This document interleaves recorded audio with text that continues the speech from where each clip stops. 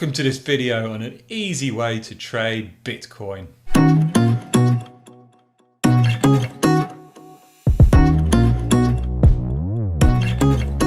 This is Mark from tradinginformed.com and welcome to this video on an easy way to trade Bitcoin. Now there are loads of different ways plastered all over the internet on how to trade Bitcoin. In this video I'm going to look back at a strategy that I first proposed back in 2018. It's a breakout type strategy. I'm going to show you exactly how it works. I'm going to break down the components of the strategy. I'm going to look at how different versions of the strategy perform, and I'm going to show you how you can use it yourself. And I'm going to show you the statistics and the results of how this strategy has performed. On the screen at the moment, I have a chart of Bitcoin from 2014 to 2020. Now, this tells us what we need to be thinking about as traders and active investors looking to get in and out of the market. Now, we can see that the price has increased significantly since the start. However, a lot of these gains occurred in 2017. Now, since then, there have been plenty of opportunities on the short side and the long side. What I recommended for a strategy back in 2018 is trading Bitcoin with breakouts. And the evidence since then is that is still a good way and an easy way and a consistent way to trade this market. So I'm going to show you the results of the trading strategy that I have backtested, and we're going to have a look at the components that went into this strategy and how you can adjust it and alter it to suit the way you want to trade. And also you could put in different cryptocurrency markets. You can look at Ether or whatever you like and see how they have performed as well. Now, the trading strategy that I am recommended is a breakout. It is a channel breakout strategy, and the rules are very simple. I'm using a close-based Donchian style channel, and we will enter long when the closing price is above the long channel, the high channel, and we will enter short when the closing price is below the low channel. On the screen at the moment is a trade-informed backtest model. Now, this is how I have tested the Bitcoin trading strategy. And if I scroll over here, you can see the Bitcoin market. This is the historical data that I'm testing up to the highs here, 2017, December 2017, and what we have seen subsequent to that, which is rather more volatile. We've seen plenty of opportunities to sell on the short side as well as on the long side. So we've seen lots of action. Now, the strategy that I recommended back in 2018 was a breakout strategy, and the market since then has continued to perform well on a breakout basis. Now, I know that because I've tested it in this model. Now, I'm going to show you over here the components that have gone into this strategy, and it is a very easy strategy to replicate. Now, we've got a profit target here. Now, firstly, I'm using percentage-based profit target, stop loss, and trailing stop. So very easily, a 25% profit target in this scenario. I'm showing you here a stop loss 4, 6, 7, and you can see that the strategy results are just in real time over here.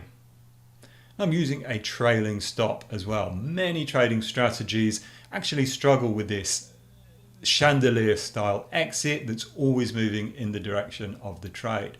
But Bitcoin still has quite a pure movement. When it's going in one direction, we have relatively few retracements, and so this type of trailing stop is working very well. So I'm showing here a 4%, increase this to 4%, 5%, 6%. You can see the strategy results changing over here. So we've got a 25% profit target, stop loss that's variable, and a trailing stop as well. Now, probably the most important factor in this trading strategy is what look back period you want for your entry bands. Now I've got here 25. Now I've tested a number of values, not to optimize the best value, but to find out almost the worst value. We want to find where the weaknesses and the problems are in this strategy.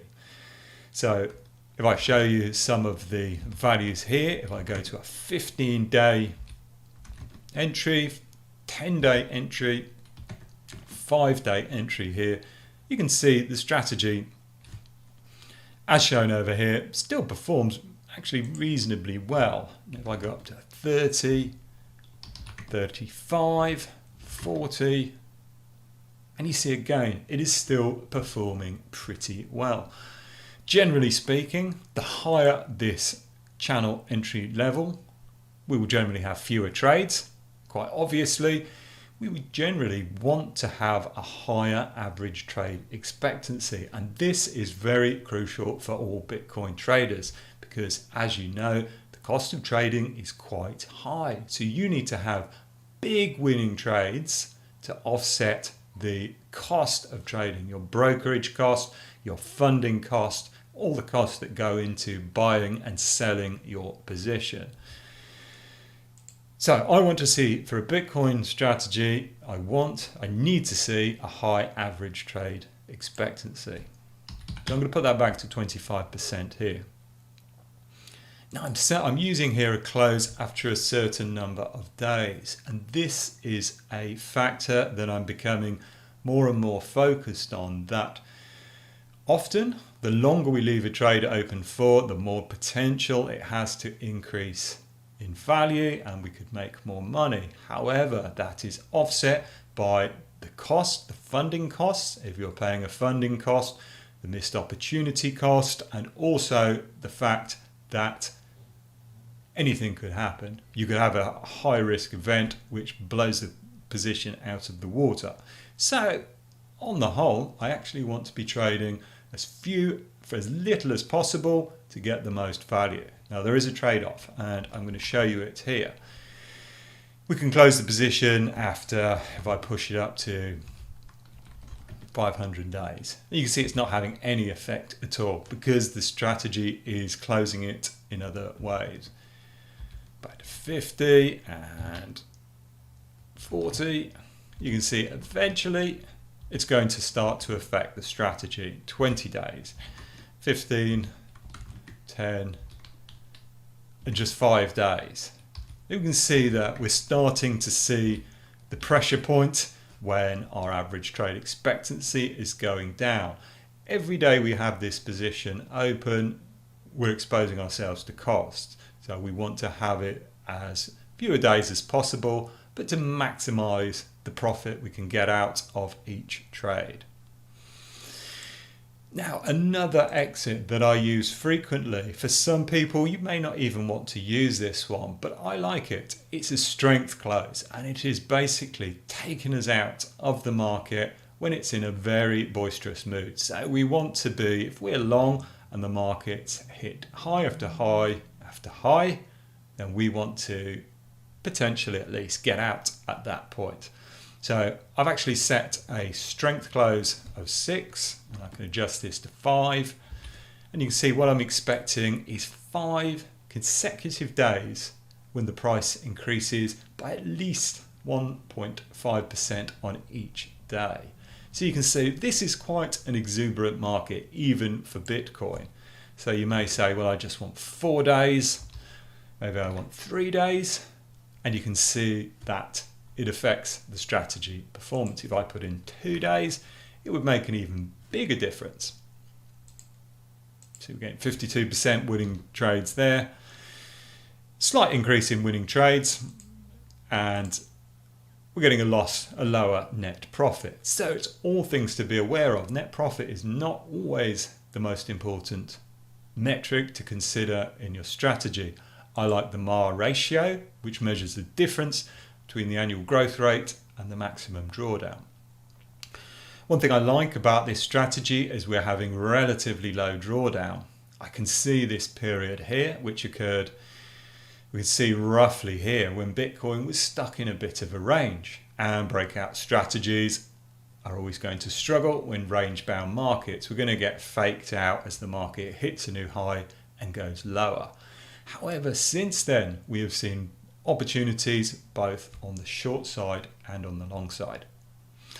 Now, the next thing I want to show you, if you are an active investor or a Bitcoin believer and you only want to trade long, if you believe that the price of Bitcoin is only going to get higher over the long term, you may well want to trade long trades only. And you can do that very, very quickly just by checking this box here. And this is going to do a number of things. Obviously, we're not going to have, if I scroll down here, we've got no short trades. We're only going to be able to profit in times when the market's going higher. So you can see we have a long flat period, patience required when the market is going down. However, what this means is you're not taking part in any of the anguish that occurs with a lot of buy and holders when the market goes down.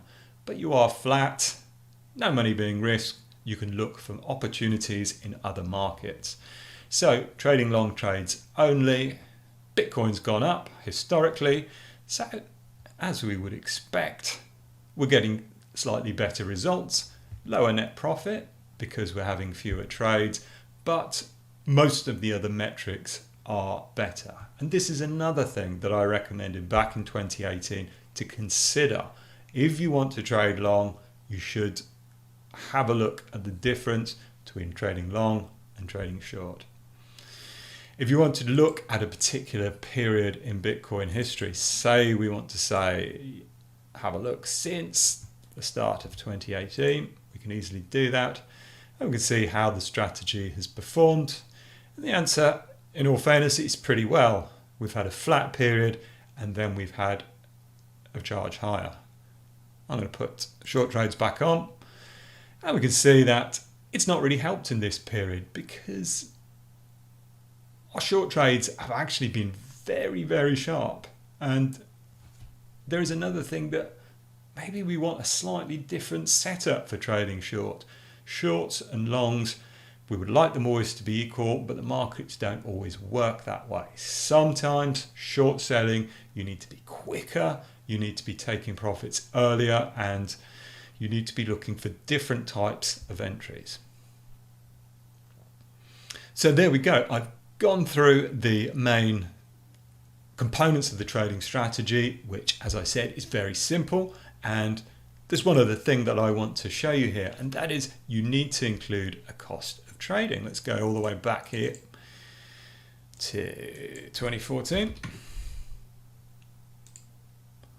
Now, the cost of trading is a significant part. So if your average cost of trading for opening and closing a position is 0.5%, it's going to have a big effect. If it's 1%, it's going to have a big effect as well. And you need to be aware of this. Whether you're paying you want to work it out as a percentage, whether you want to work it out as a fixed number of points of Bitcoin, whether you want to work it out as commission, you can do all of those using this spreadsheet. And before I go, I've got one other final thing that I want to toggle between. And if you like to use the ATR to set your profit targets and your stop losses, you can do that here with a click of the button. It is really as simple as that. Check this box to go toggle between using the ATR and percentage to test the trading strategy. I hope you found this video useful. We've had a good thorough look at this simple Bitcoin trading strategy. Now, I hope you have enjoyed this video. If you want to learn more about trading the financial markets, about backtesting trading strategies, ideas for trading strategies and market analysis, please go to tradeinformed.com.